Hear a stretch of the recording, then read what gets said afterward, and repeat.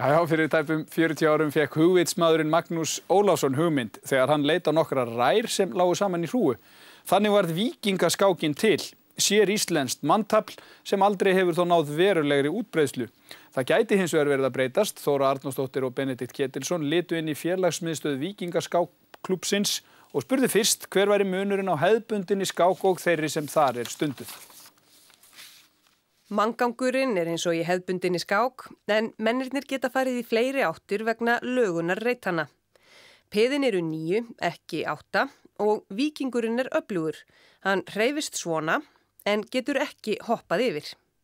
Það nú aðalega þessi víkingur hérna, 9. taflmaðurinn, sem bætt viðbót við víkingataflið. Og hann gengur að með sérstakann gang.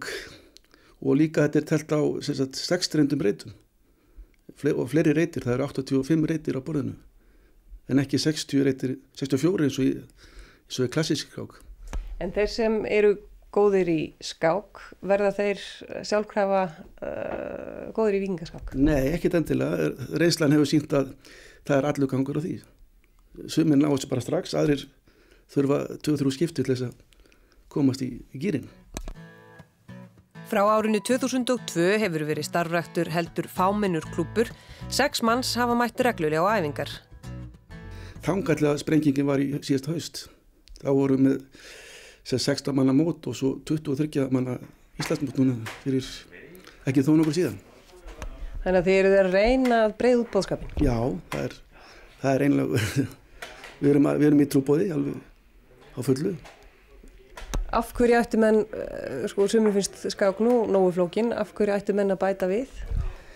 Já, þetta kannski eykur ímyndaraflið, það nú aðri skákmenn sem getur líka tekið undir það, Þú lærir hérna eiga við flóknar stöður og fléttur og öðru stöður sem kannski, getur hjálpað til. Sjálfur ég meira bara komin inn í þetta og lagt hérna hefðbundu skák hliðar, algjörlega. Þrátt fyrir það víkingaskákklúbburinn Íslandsmeistari í 4. deild í hefðbundinni skák. Og Magnús Ólafsson, sá sem fann skákina upp, var fæddur árið 1924, næst yngstur 16 systkina. Hann útskýrði tilurð skákarinnar þannig fyrir Gunnari árið 2006. Ég var að leita alveg, var búinn að pröfa margar tilraunir áður, svo sá ég rær, 6-kantar á borði, og þá fann ég út að það verið gaman að hafa 6-kantar að reiti. Og ég fór að spekulera í því þegar ég sá rærnar hvað ég þyrfti marga liti. Svo fann ég út ég þyrfti ekki nema 3 liti til þess að aldrei lægju saman 2 litir. Hvenær var þetta? Ég man ekki hvað það var 72.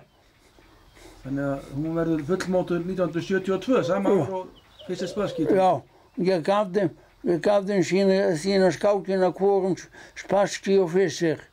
En svo var ég lengi að finna út hvað átti hann að heita. Svo fannst mér víkingur ágætt nafn að standa með biskupi og hrók og riddara úr því öllu saman.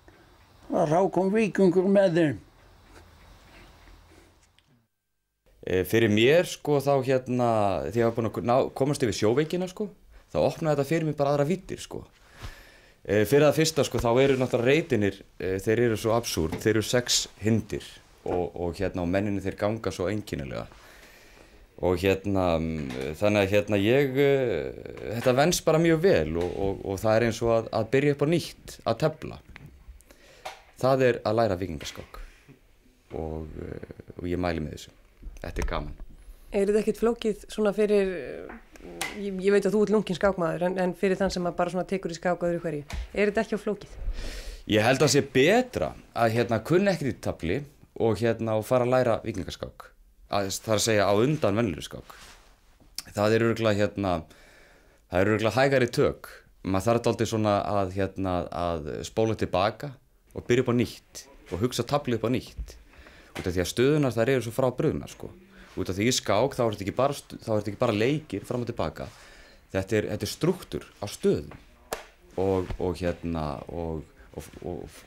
skákmenn þeir reyna að fá sína stöður fram sem að þeim líkar og kunna ákaflega vel.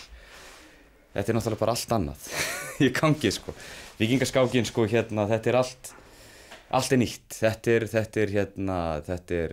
eru lendur sem eru ókannaðar og ósigraðar í mörgum tilvikum sko. Þar á meðal hjá mér.